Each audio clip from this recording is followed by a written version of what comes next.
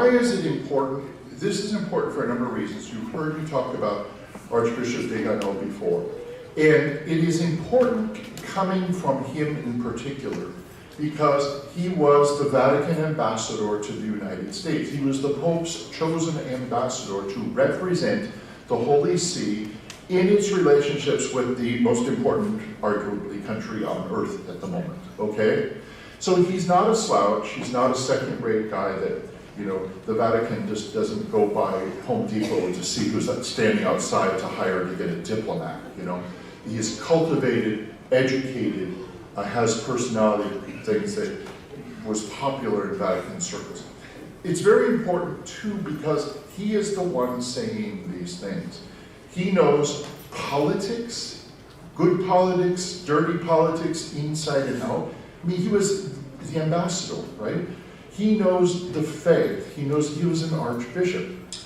Finally, let me just comment before this that a lot of what he says, he will say, we've known that for years. And frankly, okay, what he's saying I have been talking about for almost 40 years of my life, okay?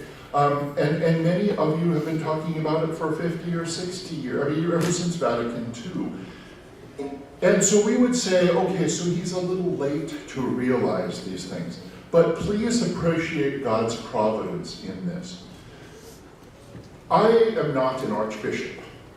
Hey, no, you know why I'm not an archbishop? Because God doesn't want me to be an archbishop, okay? Plain and simple. Because I realized what he's talking about 40 years ago, I'm lucky to be a priest. It's God's providence that I'm a priest. When I started coming to the realization of what was happening in the church, there's no question that the Freemasonic church establishment would stop me from going anywhere up in the church. But because he didn't realize it, he became an archbishop and in a position to speak about what he speaks about. Because he woke up late, he didn't start spouting his mouth off like I did years and years ago. He went along with everything, and they thought he was one of their boys. And as it turns out, maybe he was at the time, but he's not anymore. As I said, I'm not going to read the whole thing. In fact, it's also important. It's hard to pick what parts to me. I'll synthesize some of it. Okay, and why this is also important for anybody here who has any contact with the modern church to take this to heart. The modern church meaning the dioceses, the Pope, the cardinals, the bishops, what passes for the modern day church. It's important for you to hear this, not meaning to give anything away, but that's not the Catholic Church. And this is what he says. Don't kill the messenger, but essentially what he says is that is something else, and he tells you why. So the first thing he does, he thanks Bishop Athanasius Schneider, who is another kind of a luminary, hasn't gotten it quite as much as Bishop Viganos, Archbishop Viganos, but he's getting there.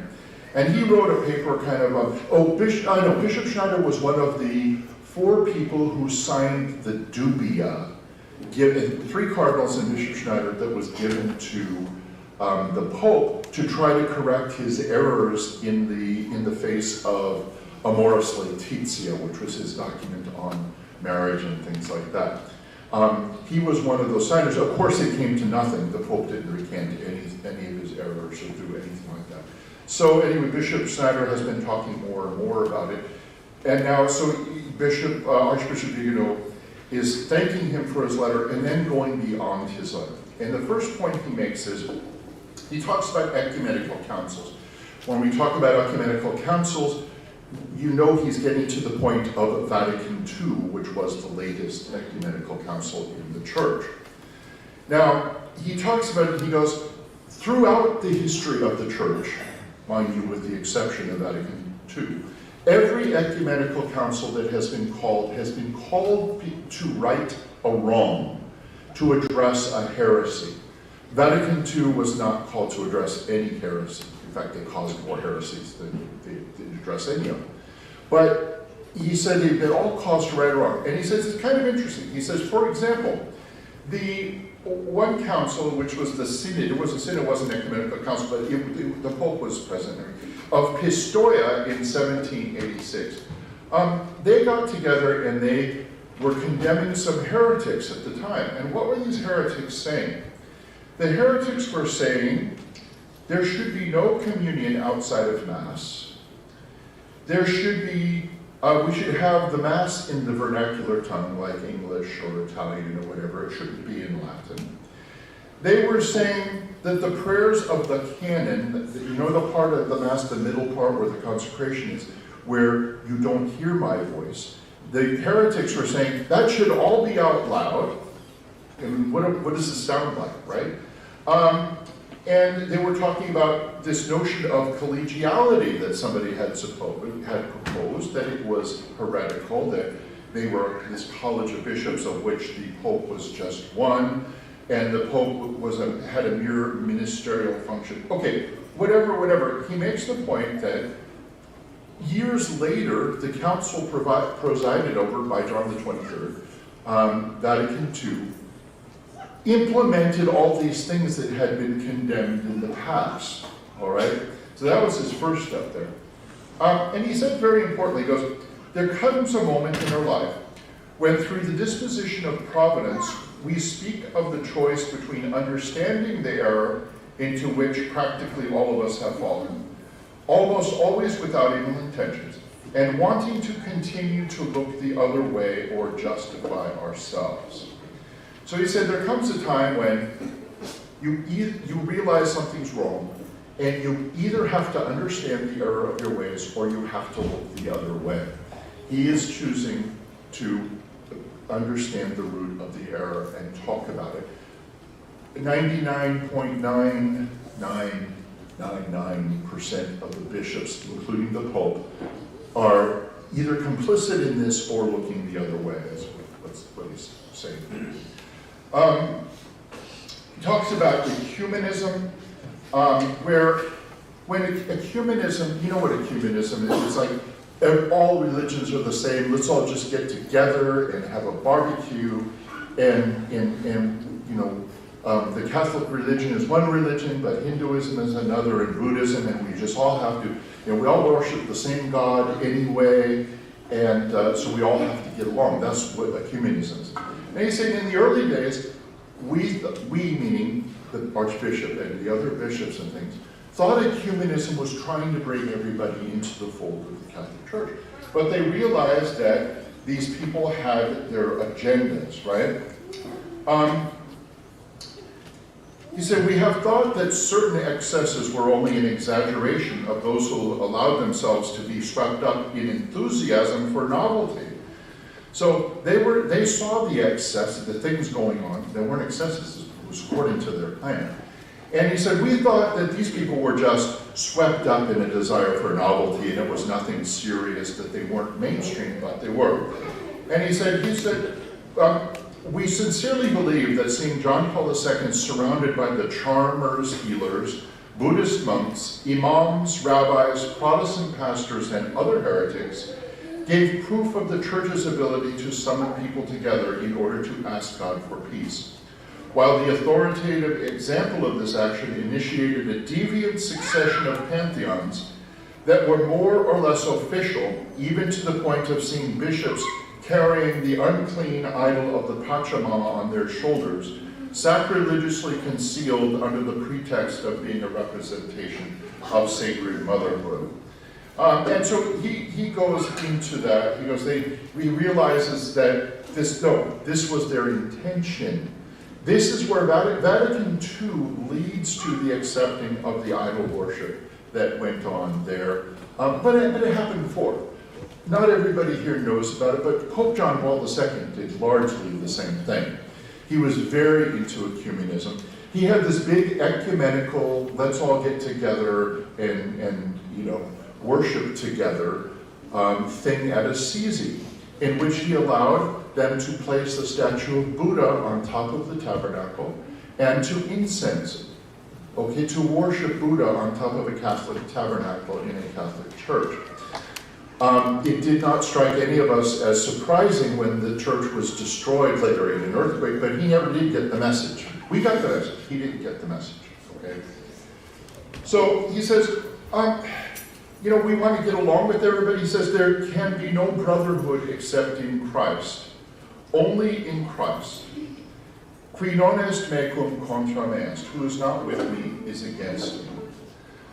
He goes on to, he said, we wrote it off to different things, he said, but without looking at the root problem. He says,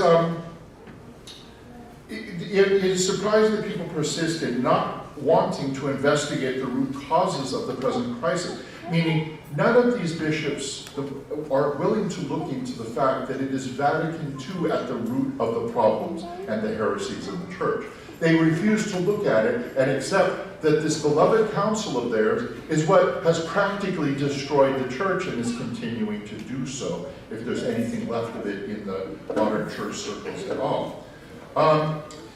Limiting themselves to deploring the present excesses as if they were not the logical and inevitable consequence of a plan orchestrated decades ago.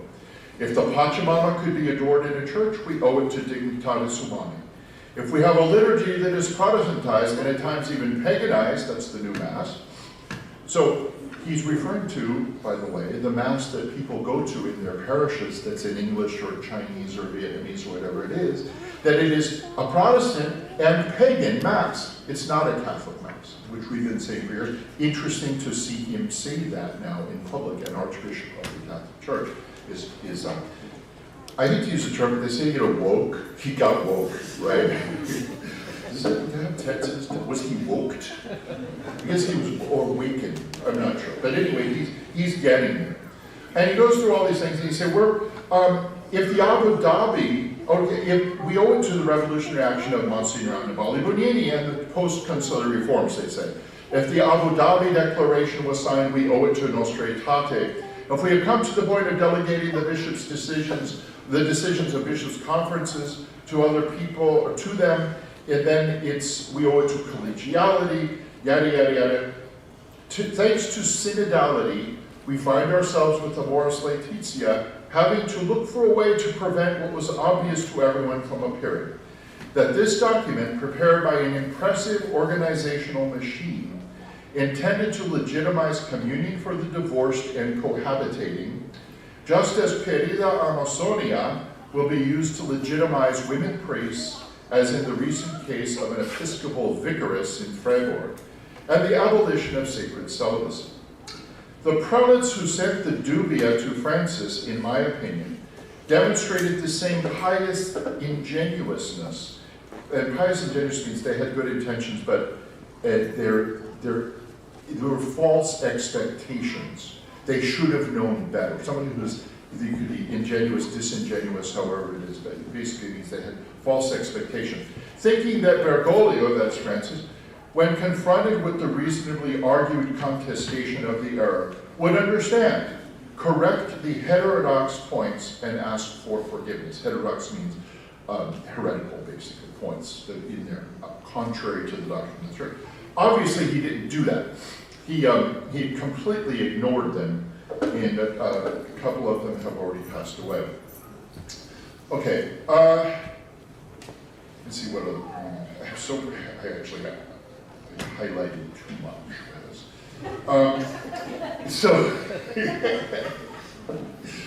Okay. He said he knew they should have known what they did. The people who elected Bergoglio as Francis I knew what they were doing. It was orchestrated. They needed somebody there who would finish the revolution for them. You know, they say that John Paul II has been canonized and things like that. He is no more St. John Paul II than the man on the moon. It doesn't matter that the Pope went through the actions of doing it. They proclaimed him as saint, which he certainly is not, to canonize Vatican II. They had no interest in him in particular, or his actions, or his scandals, or anything like that. They were quick to canonize Vatican II, and that's what they did there. So they say, in the Room of Tears, the room next to the Sistine Chapel, it's called the Room of Tears, because when somebody's elected Pope, they go into the room of tears and they have to leave their previous life behind. No more will they have any private life really whatsoever. They weep for the past that they're leaving. They weep for the future, the great responsibility they have on their shoulders at the time.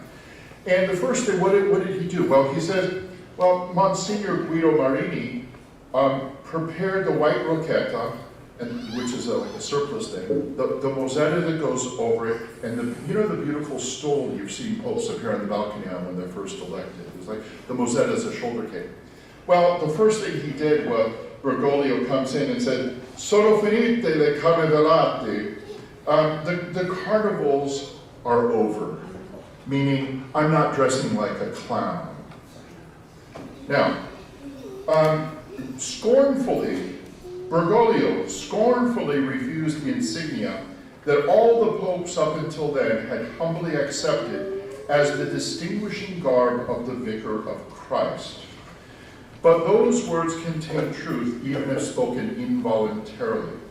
On March 13th, 2013, the mask fell away from the conspirators, who were finally free of the inconvenient presence of Benedict XVI, and brazenly proud of having finally succeeded in promoting a cardinal who embodied their ideals, their way of revolutionizing the church, of making doctrine malleable, morals adaptable, liturgy adulterable, and discipline disposable.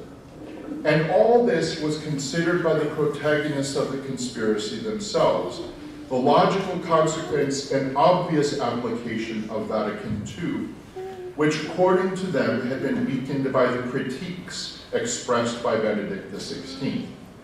The greatest affront of that pontificate was the liberal permission of the celebration of the venerated Tridentine liturgy, the legitimacy of which was finally recognized, disproving 50 years of its illegitimate ostracization.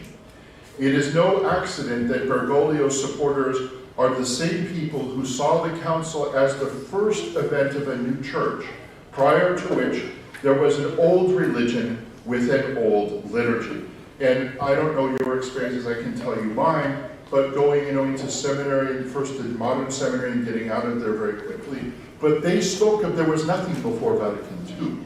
That was the old church. What they believed before Vatican II was the old religion. Never mind, that's what the church always believed and did for 2,000 years. Suddenly, everything had to start at Vatican II to be accepted, and that's what he's saying here. Okay,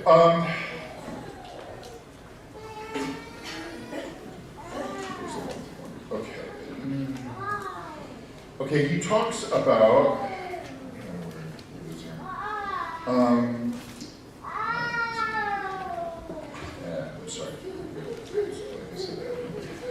basically, what he says is that, without going too much into that,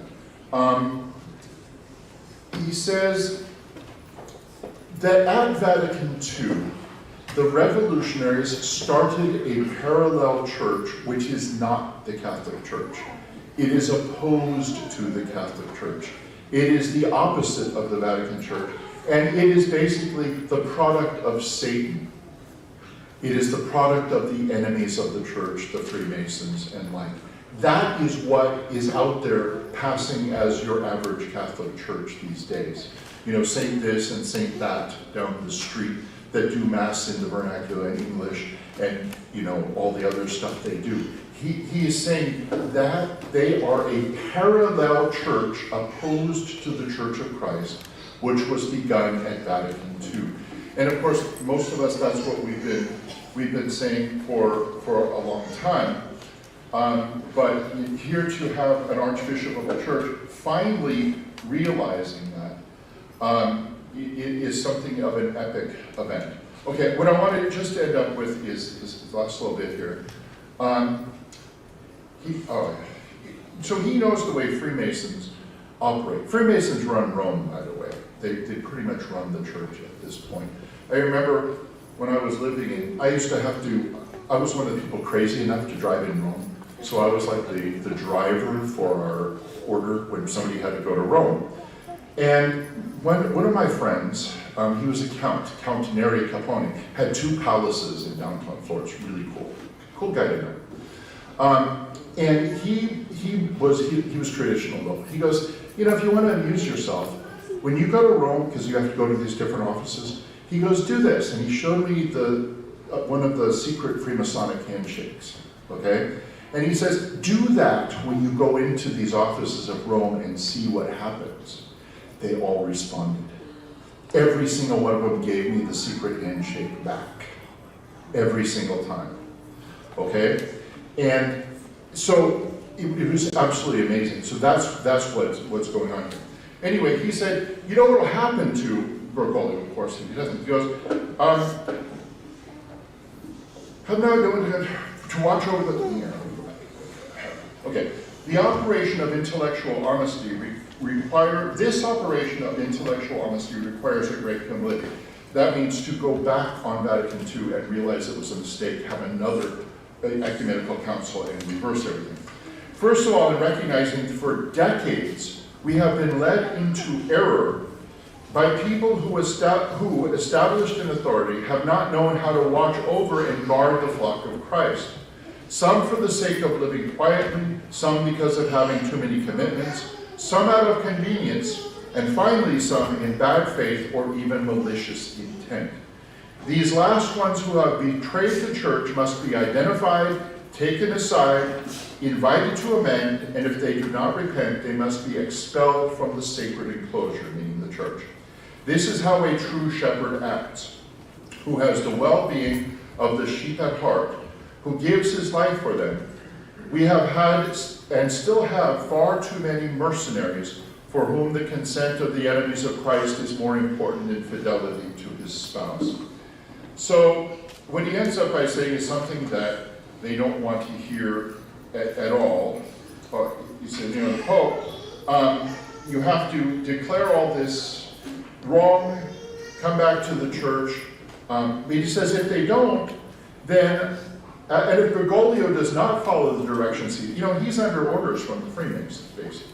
He said if Bergoglio does not follow the directions he has received, ranks of theologians and clergy are ready to lament over the solitude of Pope Francis as a premise for his resignation. On the other hand, it would not be the first time that they use the Pope when he goes along with their plans and get rid of him or attack him as soon as he does not. In conclusion, last Sunday the Church celebrated the Most Holy Trinity, and in the breviary it offers us the recitation of the Athanasian Creed. Remember we talked about St. Athanasius, about the only bishop in the church who was not a heretic at the time of the Arian heresy. Well, he wrote a creed. It's like the Apostles' Creed, it's like the Nicene Creed, but much fuller and much more to the point. Look up the Athanasian Creed if you get a chance. It's in my breviary because I say the traditional breviary. It's been outlawed in the modern church. You can no longer say this creed in the modern church. It's not in their books anymore. And the reason why, just look how it opens up. He goes, last Sunday the church celebrated the Most Holy Trinity, and in the breviary it offers us the recitation of the Athanasian Creed, now outlawed by the conciliar liturgy, Vatican II liturgy, and already reduced to only 2 occasions in the 1962, which, another day's work there. The first words of that now disappeared creed remain inscribed in letters of gold. Quicumque vult salvus esse, ante omnia opus estu teneat catholicam fidem, quam nisi quisque integram inviolatamque servaverit, absque dubio in aeternam peri. Whosoever wishes to be saved, this is essential for salvation, whosoever wishes to be saved, before all things, it is necessary that he hold the Catholic faith. For unless a person shall have kept this faith whole and inviolate, without doubt he shall eternally perish. Carlo Maria Vigano, Archbishop,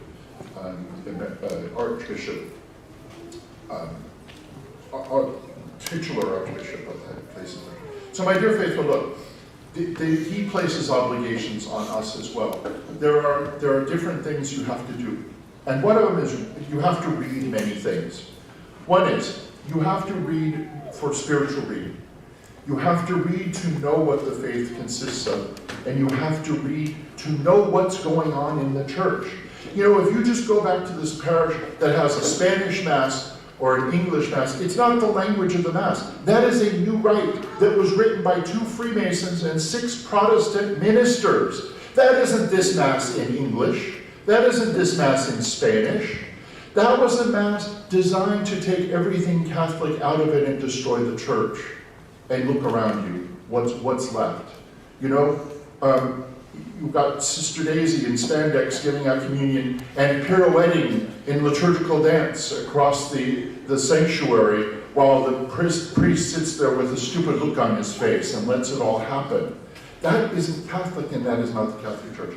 Please sit down, read this as part of realizing what's going on in the church and understand it comes from somebody who knows. In the name of the Father, and of the Son, and of the Holy Ghost. Amen.